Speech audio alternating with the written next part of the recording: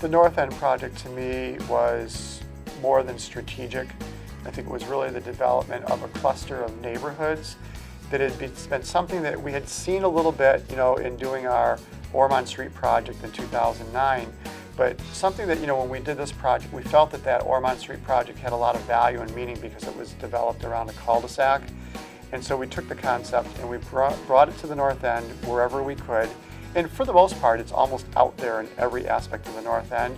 In this kind of sense of growing community, that's also a grassroots effort because a lot of it comes from the residents themselves. But I can't think of too many areas in the North End that do not have a picnic table with an umbrella. And if people want to go out there and they want to congregate and socialize, they can do that. And that's happened. So the North End is, I think, a pinnacle project for Havenwood Heritage Heights.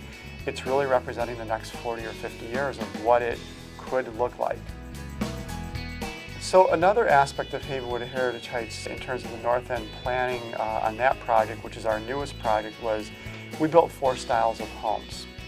We could have built one style and said it's cookie cutter and it fits everyone, but we really don't see it from that perspective.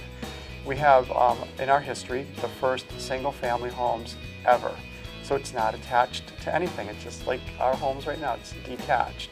And we have several of those, and those have been extremely popular. Then there's another home that's very similar to that in terms of size, but it's attached to another home. So there's only 2 homes together, which is also very nice. They're not clustered in groups of 6 or 8, which had been an older style of building back in the 70s and 80s. There's also a lovely 1-bedroom unit that I really love, beautiful cottage, and that's been part of that kind of ideology of the new units as well. And then there's our second from that level is going to be our 1-bedroom with a den.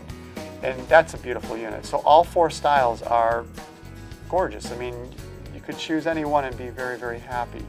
They're all equipped with garages, which is very lovely. Second biggest investment people are going to probably make is going to be their vehicle.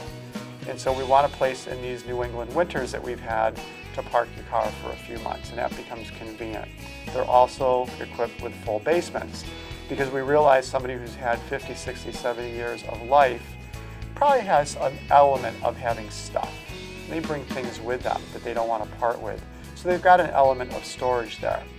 For the cottages that were very strong cottages that we actually incorporated into the new project, these are our older cottages that we've renovated, all of those folks had the opportunity to have the first in history carports at Havenwood Heritage Heights, which by the way was in our long-range plan that we wrote in 1998 and 1999 that someday we would have carports here.